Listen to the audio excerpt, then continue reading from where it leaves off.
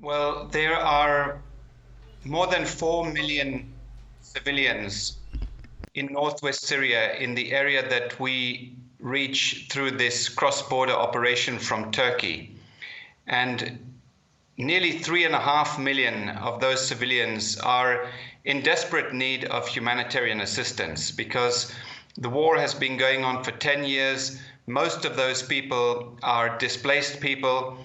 They're living in tents and makeshift shelters in areas where they do not have enough hospitals or clinics or schools. Many of them do not have adequate water and sanitation. They're living in horrible conditions, and we have a massive aid operation to help these people. At the moment, we have more than 1,000 trucks of humanitarian aid that crosses the border every month, taking aid to these people. Millions of people are depending on this aid for their survival. More than 70% of all the food aid that has gone into northwest Syria has been provided by the United Nations.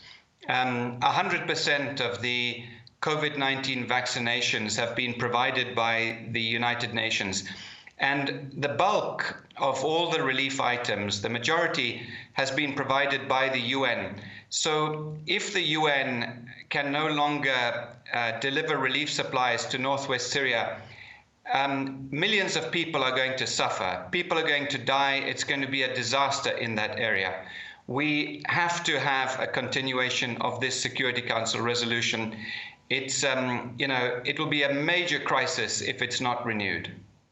We have always said that we would like to have as much access as possible from all sides.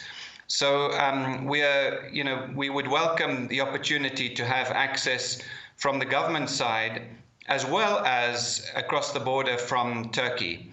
But it needs to be in addition to the access that we already have. It should not be to replace the cross-border access.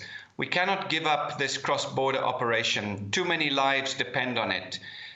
In the last year, we've not been able to get one single truck of humanitarian aid from the government side into northwest Syria. That's because it's an active war zone. There's still shelling and airstrikes all the time. In these kind of conditions, the safest and most reliable way of getting aid to people has been across the border from Turkey.